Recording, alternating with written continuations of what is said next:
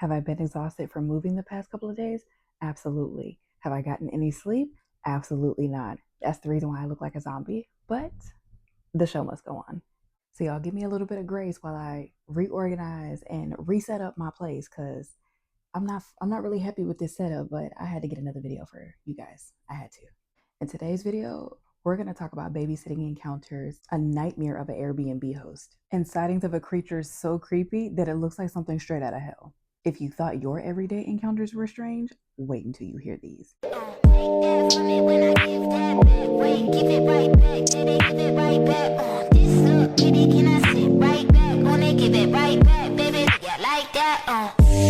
What's good? What's good in the YouTube hood? It's your girl, Luna Nova, and I'm back with another one for y'all today. Welcome back to the Mystic Muse, where we dive into creepy encounters, folklore, and stories that blur lines between this world and the next.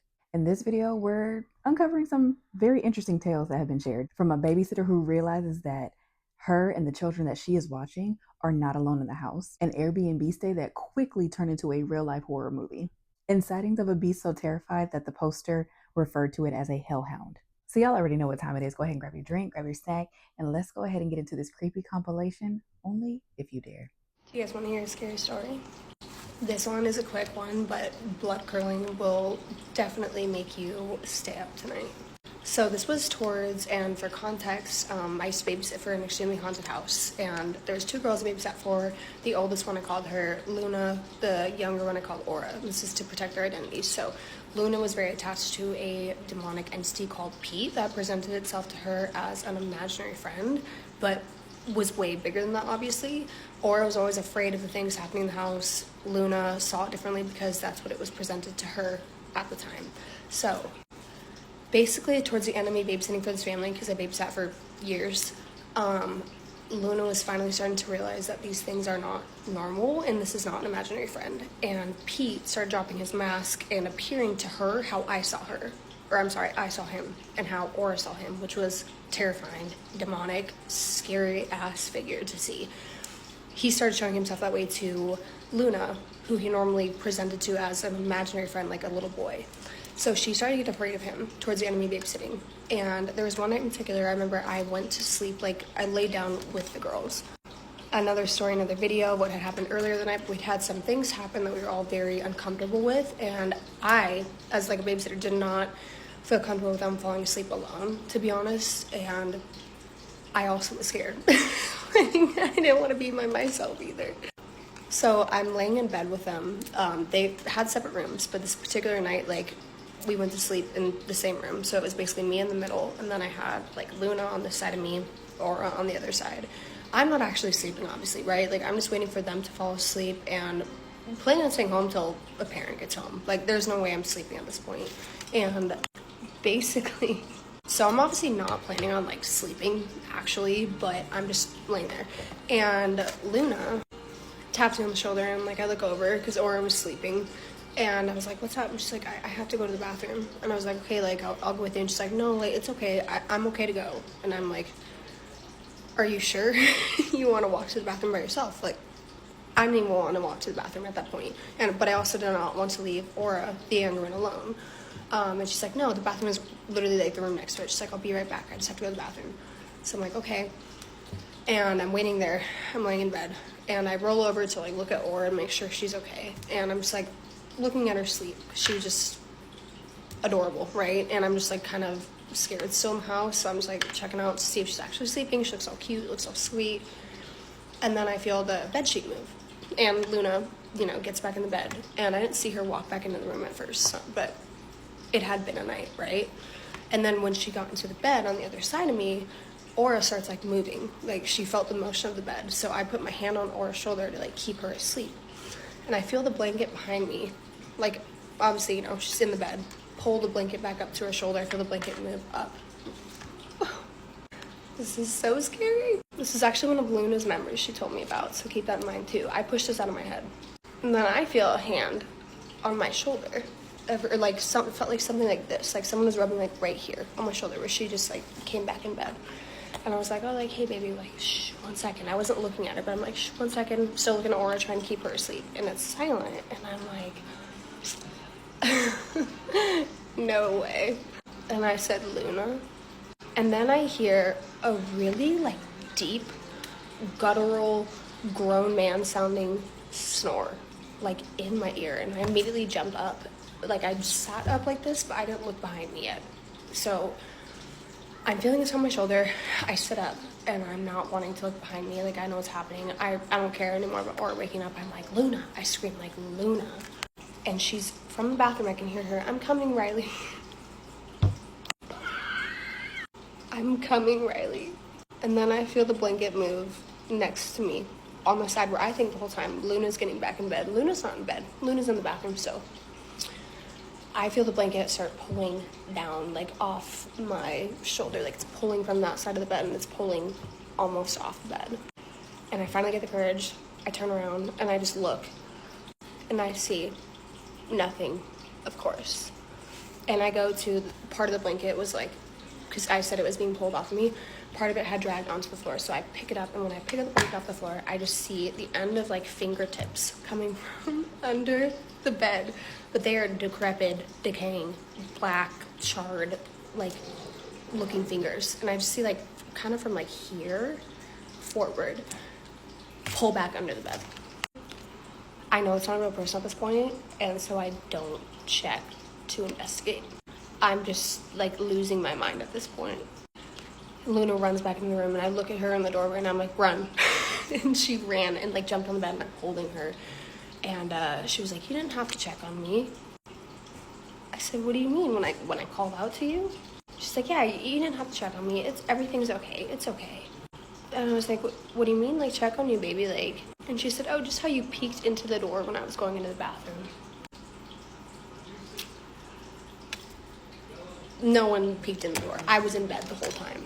And there is nobody else that is living human in this house. But yeah, that was one of my worst ones. And I still get scared to fall asleep anywhere besides on my back to where I can't like see anything on either side of me, because I think that's why I kind of forgot about that story, but subconsciously it's always been in my head. And nightmare fuel. That's all for now. Bye. I am an Airbnb host, and I think I hosted a serial killer last night. I do not have any proof of this, but let me explain to you what happened, and then you tell me what you think of it. So this person barely joined Airbnb about 2 to 3 weeks ago. I'm not sure when they did, but I see that their first booking was, in fact, in September. So it's a new account. And he is from New York, from a county or a city that's called Clyde, New York. He is Amish. Is that what they're called? Amish? Yeah, an Amish person. And not that I have anything against them, and I've never even heard anything bad about them, but this might be key, okay?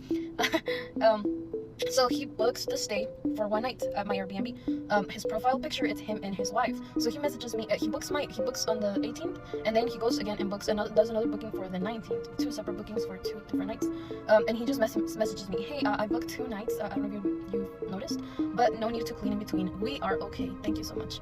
So I'm like, okay. And then I check the booking, and it's for 2 people, right? I'm like, okay, cool. And then I asked him, do you know around what time you will be getting here so that I can hand you the key? Because so like at the moment, my Airbnb was not self-check-in. I'm supposed to meet the guests and give them the keys. And then he doesn't message me for like hours. And either way, at the same time I was already putting a keypad, like we were installing a keypad. I just didn't know if it was gonna be ready, but it was. So I messaged him like 3-4 hours later. I'm like, hey, this is a code for the keypad. No need to check in with me. You just make yourself at home. And I give him the check-in instructions and where his room is at. It's the whole upstairs level of my house. So he tells me he's arriving really late, like 12 a.m. or 1 a.m. So I'm like, no problem, just this is the code and just go ahead and make yourself at home. So he arrives, right? He is really loud. He gets there like really loud, and I was like, oh my god, what kind of like what's going on? I even woke up and you don't really hear noises like that from the room where I'm at. It's a little far away from everything. But anyways, he makes a lot of noise, and it seems like to me he's wearing like these boots, like those biker boots that have like chains and zippers, and like I don't know, they just sound so heavy when he's going up the stairs.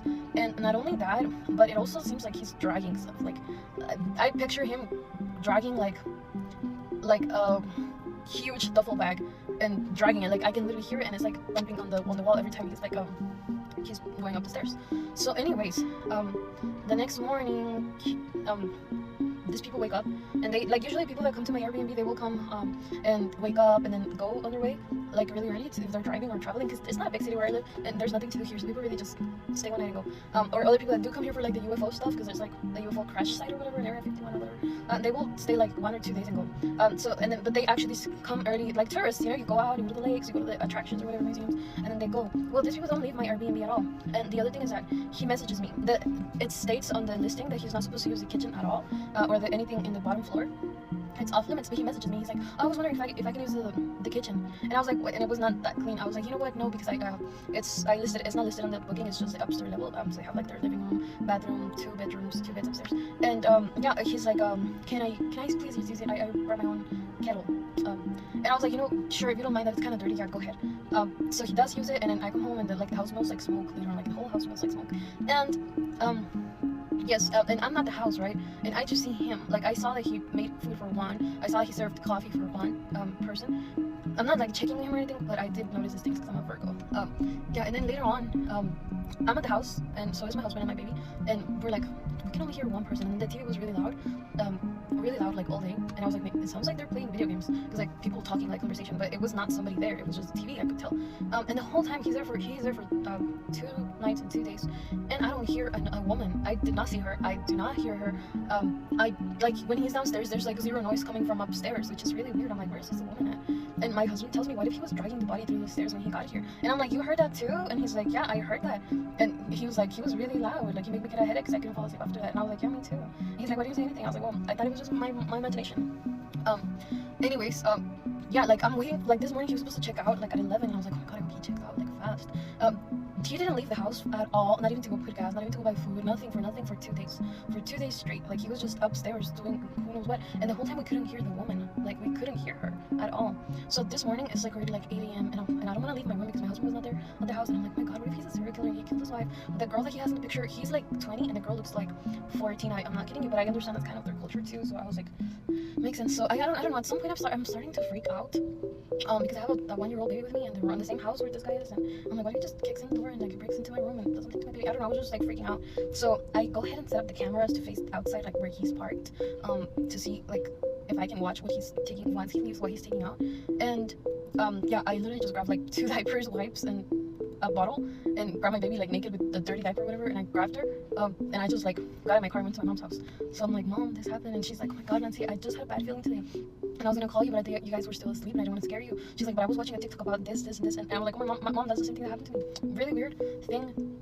Yeah. So anyways, the freaking cameras don't point out, and I'm like, as soon as I get to my mom's house, she lives 3 blocks away from me, so as soon as I get to my mom's house, I go on my phone and check the cameras, and this guy's already in the car. Like, he was just waiting for me to leave the house so that he could leave, and I wouldn't see him or whatever. So as soon as I get to my mom's house 3 blocks away from mine, he leaves, he gets in his car, and I don't see another person. Like, and I didn't see when he took like his luggage or whatever, right? So I go upstairs and I check, and the pillow, there's 2 pillows in the bed, and on one of them he like laid out hair like straight like that, like to make it seem like a woman was sleeping there. And then I go to the trash can, I'm like, oh my god, there has to be blood or something somewhere, I'm scared. And there's like a ball of hair, like very weird, and he just put it there on top of everything, right? So I'm like, something is not right. What do you guys think? Am I just overthinking? And another thing, he just received an inheritance of like $500,000, and also last Saturday he just had a car crash and caused like a pileup. Yeah, what do you guys think? Am I like exaggerating, or am I just overthinking, or is this possible? Like, should I call the police? This is part 2 of why I think I hosted a serial killer in my Airbnb. Little recap. He arrives to my house at 12 a.m., tells me that he is here with his wife on a road trip, and he's stopping for 2 nights. He made sure to tell me he was with the wife, and when he arrived, I didn't hear 2 people arriving. I just heard 1 person, which I'm assuming was him because my husband actually saw him. I didn't see him like personally, just through the cameras. And when he arrived at 12 a.m., it was almost as if he was carrying like a big, huge duffel bag that was making a lot of noise when he was dragging it up the stairs. That's what it sounded like. And I don't want to be like gory or anything, but it sounded like if, because I watch a lot of true crime stuff, that he had someone in that bag. And it's not uncommon for something like this to happen, especially in the USA. Anyways, the whole next day he stayed home, and the whole other day he stayed home. He was here for 2 whole days, didn't leave once, not to go buy water, not to go buy food, not to go look around, not to go put gas or anything. He was up there for 2 whole days, and he has a big sticker in the back of his car and like flowers that say "just married." And my husband was making fun, like funny jokes, like, "Oh, they just got married. They're enjoying their honeymoon." So yeah, it makes sense, right? So for the whole 2 days, I left. I wasn't even at the house. I was at my mom's house. When I was here, because I would come by like to get some stuff for the baby or whatever, or food or something, I could only hear one person walking up there, and the TV was really loud. And my husband also mentioned that my husband was here actually like a little bit more, and he's like, I never saw a woman, I never heard a woman, I only heard one set of footsteps up there and in the stairs and at all times.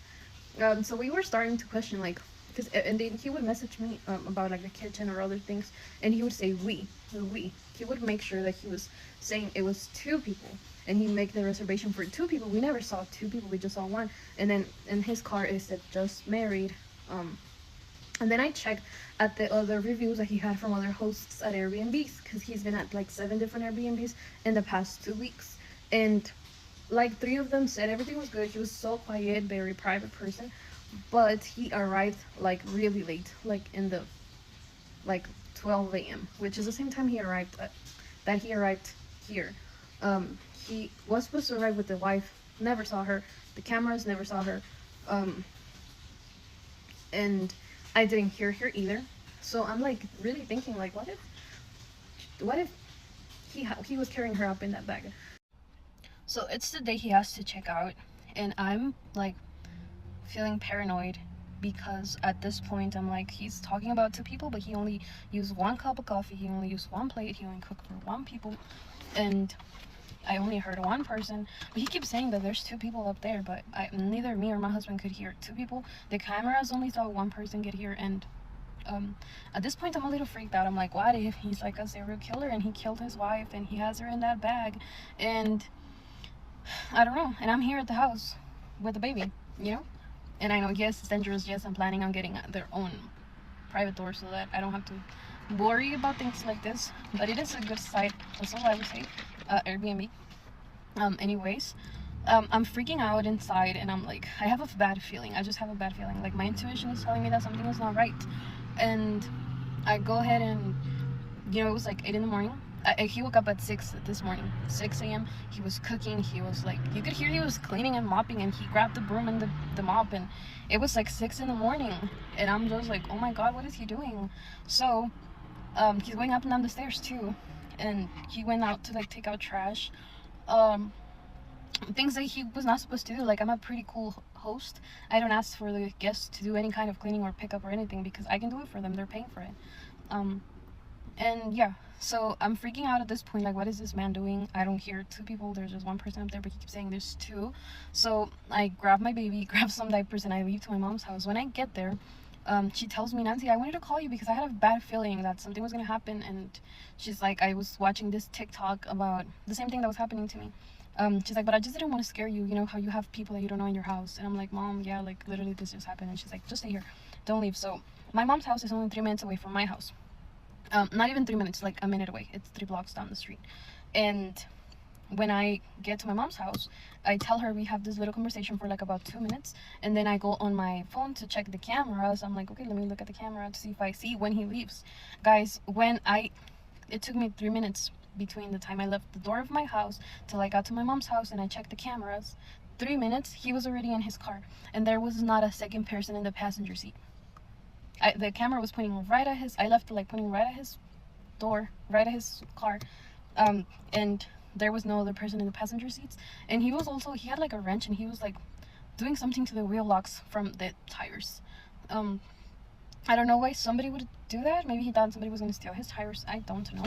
There's only 1 person at this point. And another thing that I didn't mention is that he had like this, the emblem from his car, from the make and model, he took it off while he was here. Why would anybody do that? So like, I knew what brand of car it was. I'm like, it's an Audi. But his tires were Alfa Romeo, and he took off the thing that said Audi, like the rings, and yeah, he took it off. For what? What was the reason he did it? I don't know. And then his car was dirty too, so yeah, I took a picture of the plate, and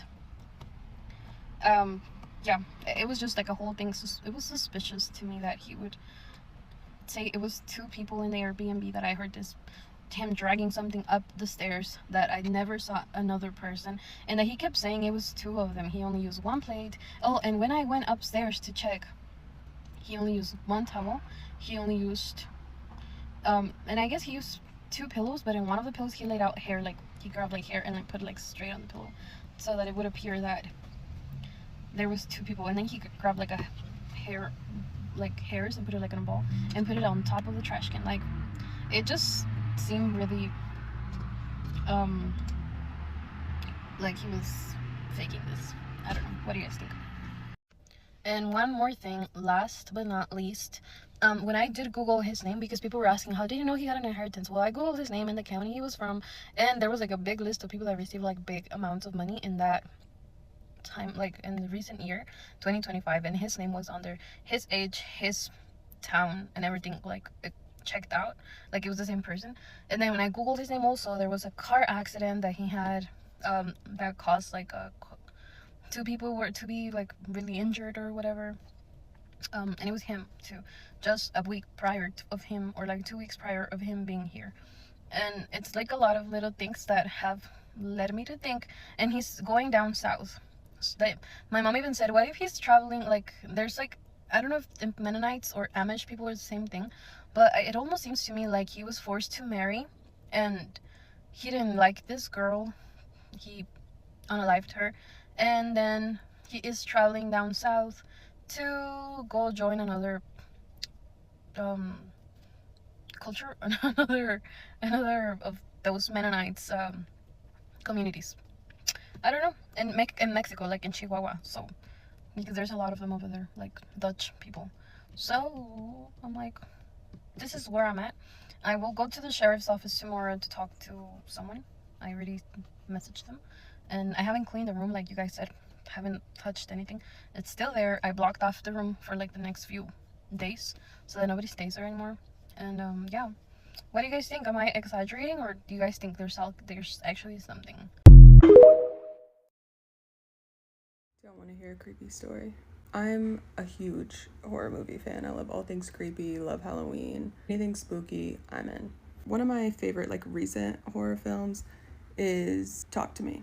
When I watched it for the first time, I watched it with my sister and her girlfriend. We all loved it, thought it was super scary. Christmas rolls around. My family does like a secret Santa. Everybody just like pulls a name out of a hat. I pull my sister's girlfriend. What are some things that I know she's into? And I think horror movies. I go on Etsy, kind of perusing like horror related gifts, and I come across the Talk to Me hand. If you've seen the film, you know what I'm talking about. It's like a weird looking forearm and hand, and it has all these names written all over it. So this Etsy seller sold two different options. A blank one, the other option had all the names written all over it, and it looked like the one from the movie. I decided to go with the blank one because A, it was cheaper, and B, I thought that it'd be fun for all of us to kind of like decorate it together. She opens it on Christmas, she loves it. For New Year's, we all went to my family's farm and we decided to decorate the hand. Got all these like different colored Sharpies, and we just took turns writing names on the hand. Initially, we were just writing like all these random names. Then we made the mistake of writing our names on it and people that we know. And we weren't doing it in like a negative way. It was more so like a funny way. Like we weren't writing people's names on this hoping that something bad would happen to them. We were just thinking of any name under the sun, and of course, some of the first names you're gonna think of are people that you know. Finish the hand, it looks great, looks really creepy. I'll insert photos here. I'm living with my sister and her girlfriend at this time, and we just placed the hand on like a bookshelf somewhere. We don't think anything of it. I think it was around May of that same year. My sister's girlfriend's brother comes over, visiting from out of town. He's good with cars. So my sister asks, his name's Josh, if he can take a look at their car. While he's working on the car, the hood of the car slams shut. It cuts his finger off. I think it's like his middle finger from like the second knuckle up just cuts it clean off. I'm not home when this happens. I just hear this afterwards. My sister's girlfriend freaks out. My sister freaks out. Josh is completely calm and they go to the hospital, bring his finger to the hospital, and then unfortunately they can't reattach his finger. But everything's stitched up. He's totally fine. I come home. As I'm hearing my sister retell the story, I'm sitting in the living room near that bookcase that has the hand on it, and I come to the sick realization his name is written on the same finger that he lost. Same area and everything. Like on the hand, it's written right here. That is the finger that he lost. I'll insert a picture here of him holding the hand. The talk to me hand is a left hand. It happened to Josh's left hand. Middle finger, second knuckle. My sister's girlfriend and her brother, Josh, were both kind of like, what did you put in that hand? Is this like a voodoo thing? Like a decent sense of humor about it, but you could tell that they were both like a little scared. This was all like in good fun. I didn't buy her that hand with the intention of creating some kind of weird voodoo doll type thing. I felt very strange after that whole thing. I was like, I don't know what to do. We wrote so many people's names on that hand. If you watch horror movies, you know it's like horror movie 101 to not burn or destroy like the evil thing. So it's still living in my sister and her girlfriend's house. I don't live with them anymore, but I feel bad and like kind of guilty. Is it truly like a possessed voodoo doll type thing that we created? I don't know. Is it just a weird coincidence? I don't know. Moral of the story is don't fuck around and find out. I've always been one to say I will never play with like a Ouija board or anything. I will never play with like a spirit box or attempt to contact the other side, but I guess I kind of did, and I didn't mean to. Should have known better. I watch way too many horror movies to be like messing around with something like that. Scary stories. This is perfect because I don't know if you guys can tell where I am. It is raining, and for some reason, scary stories are trending on TikTok. So I'm going to share my scary story. By the way, happy St. Patrick's Day. I do have green on, so I'm good. Okay, so this is like 8 years ago. We lived out in the country, like in the middle of nowhere. And my husband worked really long hours. And there was a prison about 3 or 4 miles away. Like it's just, when I moved there, I'm like, great, this is not good. So no neighbors for at least maybe a mile, and like no next door neighbors at all, just isolated, right? So whenever my husband would come home for lunch, he would drive on, we had like this dirt patch. This is, yeah, just go with me here. But this dirt patch, and he would drive around and then pull up in front of the house. And I would see this like dust cloud go past the window, and I'd be like, okay, hubby's home. And so one afternoon, broad daylight, I decided to take a bath. And I, as one would, took off all my clothes, and all of a sudden, my dog starts barking. And if you're a dog owner, you know your dog has different barks. This was sound the alarm, feverish, like like crazy, like her like guttural, like came. She's like the sweetest, but something was wrong. I'm like, what is going on? So I look at the window where the dust cloud always is, because sometimes my dog will bark. Well, all the time she'll bark when daddy comes home, but not like this. But I still wanted to believe. I'm like, where's the dust cloud? Wait, he just left a couple of hours ago from lunch. So what is going on? So our bedroom had a door out to the back patio. Now, mind you, I am stark butt naked, and the dog is going crazy. And so our back door had like, it was a wood door with like the glass panel that goes from like above your head to probably like shin level, you know, glass panel in the door. And so there's a curtain on it, and I'm just like, what is she barking at? So I move the curtain back, and there's a man standing there that I do not know. And I'm like, oh my God. Like he was faced like sideways, and I was looking at him, so I saw him at profile. But now my first thought was, oh my God, this complete stranger has seen me naked. And then the second thought was, oh my God, who the is is this complete stranger in my backyard? And I, like, again, like my dog, this voice came out of me that I didn't even recognize. And I said, can I help you? I just, and I'm like peeking now. And he's like, I don't even know what he said. He was just like, and he starts high stepping it. And I'm like, oh my God, my heart is like this. And I'm like, it's a prisoner. He's escaped. He's trying to kill me. Like, I didn't even know what. And it's like, here's the thing. Just a little side note, 2 little side notes. One, when you live out in the country, you think you know what you might do.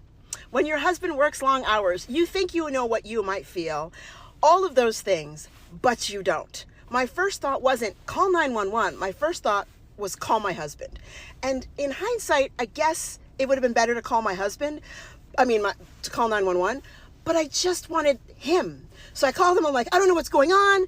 And as I'm talking to him, I'm looking at the windows that kind of go around the house so I can kind of track this guy. The only thing I can see is like my husband's t-shirt, which is on the bed. So I grab that, throw that on. So all I have on is the t-shirt. At this point, honestly, I did not care if he had seen me naked. In that moment, I knew we had pew-pews, right? I had learned how to shoot pew-pews so that I could protect myself.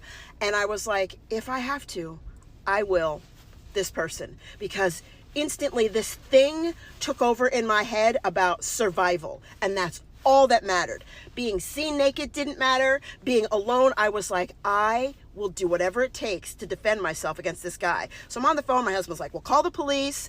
And I'm like, I don't know if it's an emergency. That's the thing. Like, sometimes we like second guess. So I watch him go around, and he's just walking really fast. And there's a car, I don't know, the equivalent to like 3 house lengths away, I don't know about that. And I see it with the hood up, and I'm like, I'm calling the police. So the police come pretty quickly. I lived in a really small town, but they came pretty quickly. And he was kind of like, you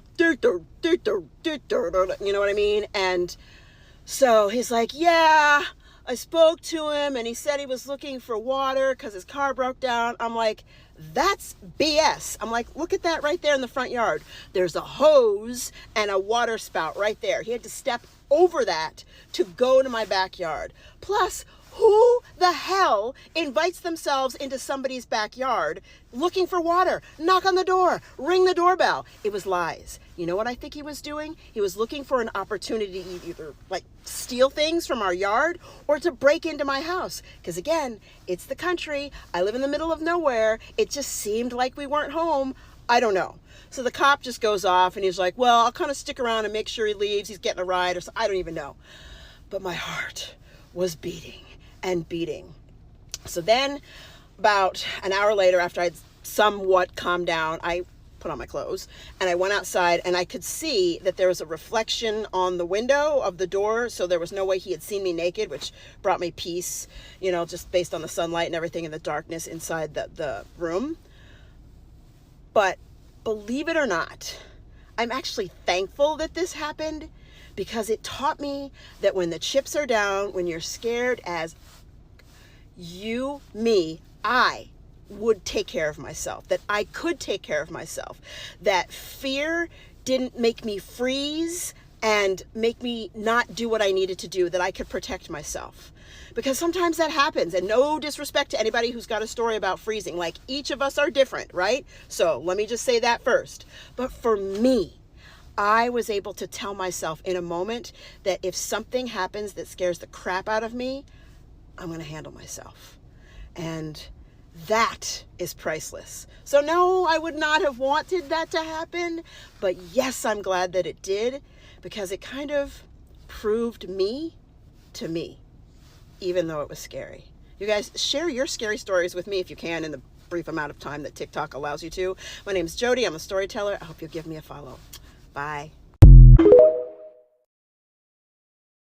So I never tell the story because no one ever believes me, and also I kind of question my own sanity. I'll be like, did that really happen? But I know that happened. I saw a girl's story time on here, and it just validated my whole experience, because she said this happens a lot in Illinois. So So I'm from Chicago, the east side, and around the time that this happened, I was like 16. I remember just getting my license, and I was so excited because I finally got a taste of freedom. I could do whatever I want. I can go wherever I want, and I was so excited. But my mom gave me an 11:30 curfew, so I was like the type of person who would like wait until the very last minute to leave wherever I was at to try to get home on time at 11:30.